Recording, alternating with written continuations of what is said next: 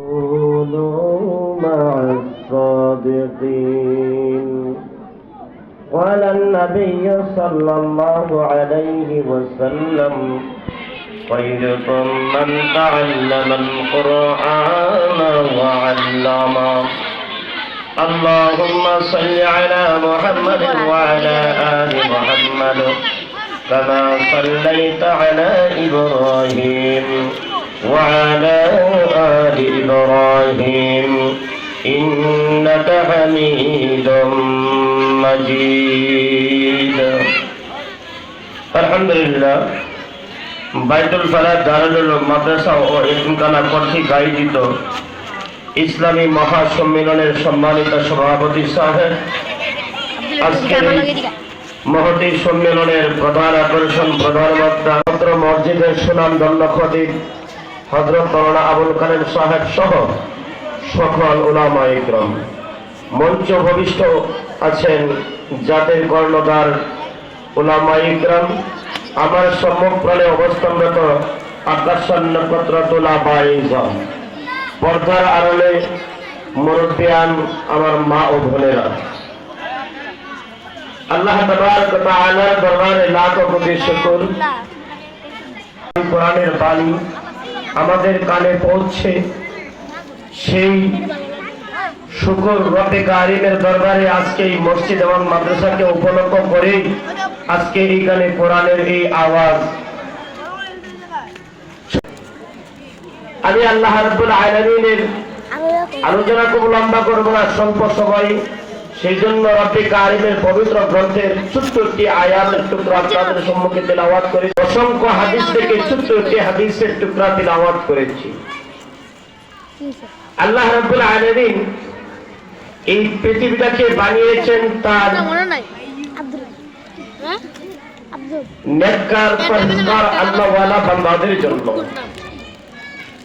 এই পৃথিবীটার মধ্যে আল্লাহ তাআলার মনোনীত যারা আছে তারা বাস করবে, তাদের জন্য আকাশ নক্ষত্র লৌহ কলম জন্য বানিয়েছেন। আজকে আমরা দেখতে পেলাম আমাদের সম্মুখে ছোট্ট একটি ছেলে আল্লাহ রাব্বুল আলামিনের পবিত্র গ্রন্থে সূরাতুর রহমানের যে কয়টি আয়াত তিলাওয়াত, হে দুনিয়াবাসী, আমি তোমাকে কোন নিয়ামত দেই নাই? আলামিনকে সূরা 27 বার আল্লাহ রাব্বুল আলামিন বলেছেন, হে দুনিয়ার মানব জাতি, আমি একমাত্র সূরাতুর রহমানের ভিতরে 27 বার বলেছি, আমি কোন নিয়ামত তোমাকে দেই নাই যে তুমি আমি রব্বুল আলামিনের নাফরমানি করবে। অর্থাৎ সমস্ত নিয়ামত দিয়ে তোমাকে ভরপুর করে দিয়েছি। আজকে যে এখানে একটা মাহফিল, এই মাহফিলটাও এই এলাকাবাসীর জন্য বড় ধরনের একটা নিয়ামত। এই নিয়ামতকে যারা আল্লাহ রাব্বুল আলামিন গোটা মানব জাতিকে আল্লাহ তাআলা সুস্পষ্টভাবে তিনি দাওয়াত দিয়েছেন, হে মানব জাতি, আমি রব্বুল আলামিন তোমাকে দাওয়াত দিচ্ছি, ওয়াত্তাকুল্লাহ, আমাকে ভয় করনেওয়ালা হও, ওয়াকুনু মা'আস সাদিকিন, এবং রব্বুল আলামিনের পথে চলে যারা রাসূল আকরাম সাল্লাল্লাহু আলাইহি ওয়াসাল্লামের পথে চলে, আমি রব্বুল আলামিন তোমাদেরকে ঘোষণা করে দিলাম, আমি রব্বুল আলামিন তোমাদের ব্যাপারে ওয়াদা করেছি, অবশ্যই অবশ্যই আমি রব্বুল আলামিন তোমাদেরকে পরিশেষ ঠিকানা জান্নাতুল ফিরদাউস নামক ঠিকানা আমি রব্বুল আলামিন তোমাদেরকে দান করব। সুবহানাল্লাহ। যদি আপনি এই দুইটা ওয়াত্তাকুল্লাহ ওয়া কুনু মা'আস সাদিকিন, তুমি যদি আল্লাহর ভয় করনেওয়ালা হও, যে আসলে পৃথিবীর জগতে আল্লাহ তাআলার ভয় করনেওয়ালা জাতি কে? আলোচনা লম্বা না করে ছোট্ট করে নিয়ে আসছি। আল্লাহ রাব্বুল আলামিন সূরাতুল মুজাম্মিলের ভিতরে আল্লাহ তাআলা বলছেন, এই পৃথিবীর এবং জগতের ভিতরে তো একমাত্র ওরাই ভয় করে। ওরা কারা? ওরা তিনিল কোরআন তারতিলা, যারা আল্লাহর কোরআন পড়ে, যাদের জীবন যৌবন সমস্ত গোটা হায়াতটাকে আল্লাহর কোরআনের জন্য নষ্ট করে দিয়েছে, আল্লাহ তাআলা বলেছেন ওরাই তো একমাত্র আমি রব্বুল আলামিনকে ভয় করনেওয়ালা, ওরাই তো একমাত্র আমি রব্বুল আলামিনকে ভয় করনেওয়ালা। ওদের পিছনে যদি তোমরা লেগে যাও, সেই আইয়ামে জাহিলিয়াতরা যেরকম মানুষ ধ্বংস হয়েছে, তোমরাও ধ্বংস হয়ে যাবে। আর ওদের সাথে যদি তোমরা থাকো ওয়াকুনু মা'আস সাদিকিন, তোমাদের ব্যাপারে আমি রব্বুল আলামিন ঘোষণা করে দিলাম জান্নাতিন তাজরি মিন তাহতিহাল আনহার, অনন্ত অসীম নিয়ামত ভরপুর জান্নাত আমি তোমাদেরকে দান করে দেব। সুবহানাল্লাহ। আল্লাহর ভয় যে পর্যন্ত মানুষের ভিতরে না ঢুকবে সেই পর্যন্ত মানুষ কারাদের ভিতরে থাকবে।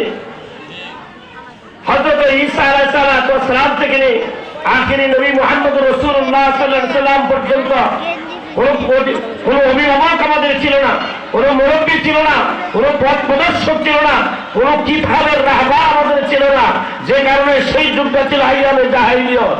আর সেই সময়ের মানুষ কোন খারাপ কাজ করতে তাদের কাছে কোন দ্বিধাদ্বন্দ্ব হয় নাই, ও একেবারেই তারা সানন্দে তারা সমস্ত খারাপ কাজের মধ্যে তারা লিপ্ত হয়ে যেত।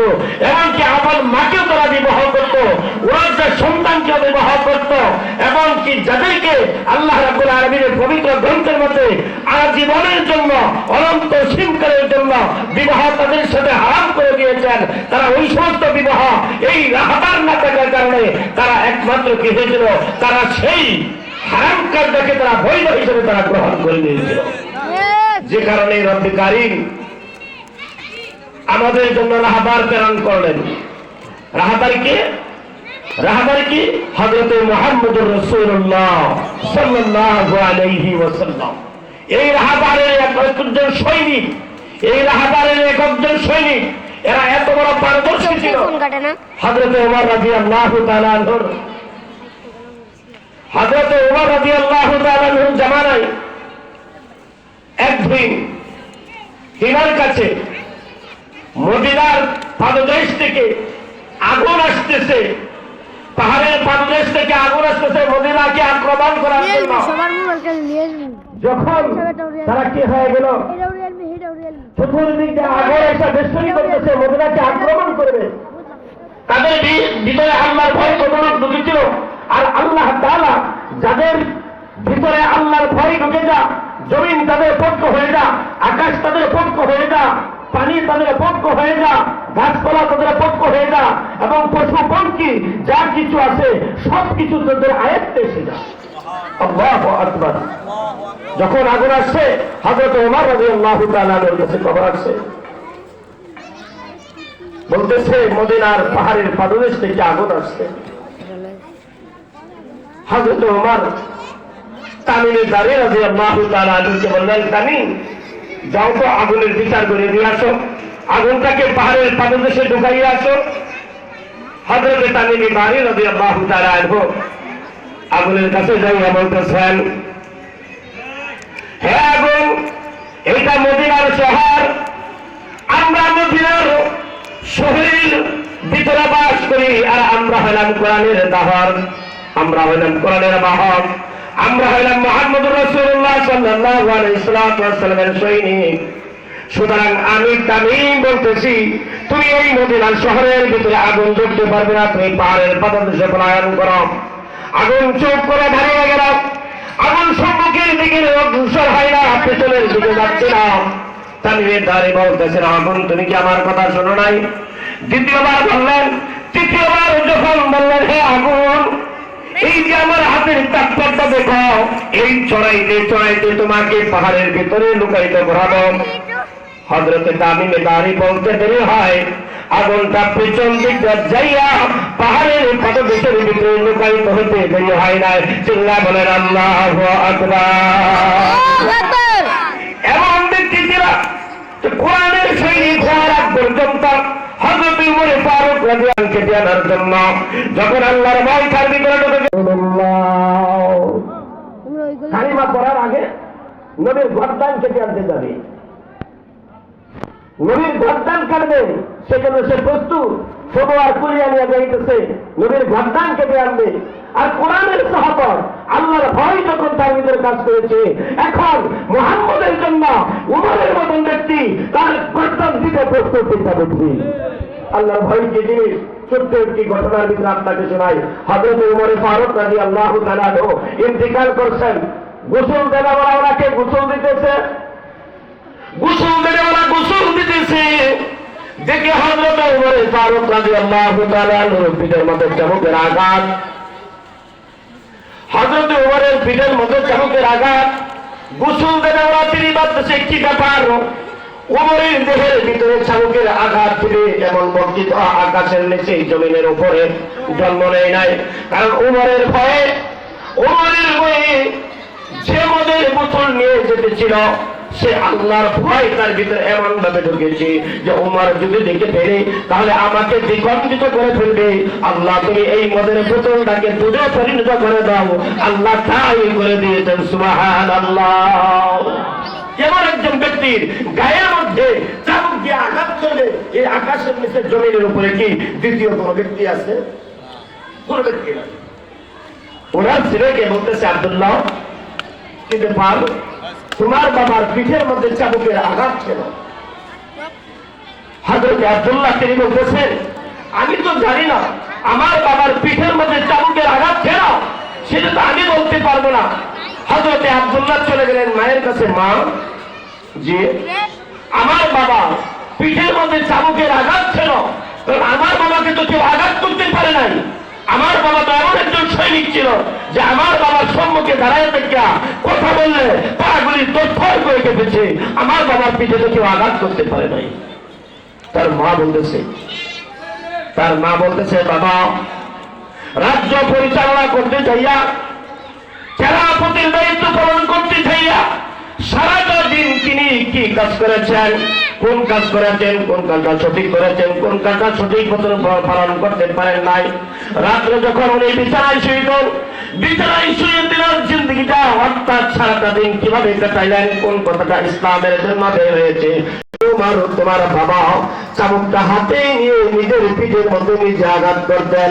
হ্যাঁ ওমর, তোমার জিন্দগি সম্পর্কে যদি আল্লাহ রাব্বুল আলামিন কাল কিয়ামতের ময়দানে তোমাকে জিজ্ঞাসা করে, ওমর তুমি কি কাজ করেছিলে, এই কাজটা তোমার আমি আল্লাহর জন্য হয়েছে আর ওই কাজটা আমি আল্লাহর জন্য হয় নাই, তাই এমন কাজ তুমি কেন করলে, এইটার জবাব দিয়ে তুমি জান্নাতে চলে যাও। ওমর নিজে যে বলতেন, আমার এতটুকু বড় সাহস হয় নাই যে আমি আল্লাহর সম্মুখে আমার এই কর্মজিন্দগির মুহূর্তের হিসাব দিয়ে আমি রব্বে কারীমের জান্নাতে প্রবেশ করবার জন্য বলেন আল্লাহু আকবার। ওমরের মতন ব্যক্তি কোন কাজটা ভালো করতেন, কোন কাজটা খারাপ করতেন, রাত্রে তিনি হিসাব করতেন। যদি কোনো ভুল হয়েছে নিজের হাতে চাবুককে বের করে নিজের পিঠের মধ্যে আঘাত করতেন, ঠিক না দেখি? তাহলে ভাই বর্তমান যে পরিবেশ আমি মুসলমান দাবি করি, আমি তাবলীগী দাবি করি, আমি কালিমা পড়ার দাবি করি, আমার ভিতরে আল্লাহর ভয় কতটুকু আছে, আমি কোনটা বলো কোনটা বন্ধ, কোনটা কোরআনের পক্ষের কথা, কোনটা কোরআনের বিপক্ষের কথা, এইটা জাস্টিফাই করার মতন ক্ষমতা আমার নাই। এই জান্নাত টাকার কারণেই তো বলে যে রাজনীতির মধ্যে ইসলাম নাই কথা ঠিক না দেখি? যদি কোরআনের বুঝতার ভিতরে থাকতো তাহলে এই কথা বুঝতো হযরত সুলাইমান আলাইহিস সালাম সারা বিশ্বকে কোরআনের মাধ্যমে পরিচালনা করেছেন। হযরত ইউসুফ আলাইহিস সালাম সারা বিশ্বকে কোরআনের মাধ্যমে তিনি কি করছেন, রাজত্ব করেছিলেন। হযরত মুহাম্মদুর রাসূলুল্লাহ মদিনার মিম্বরের মধ্যে বসে তিনি মক্কা মদিনা শাসন করেছেন, ঠিক না বেশি? কোরআনের বুঝ না থাকার কারণে, আল্লাহর ভয় না থাকার কারণে। ভাই হযরতে খাজা মাইনুদ্দিন চিশতি রাহমাতুল্লাহ আলাইহি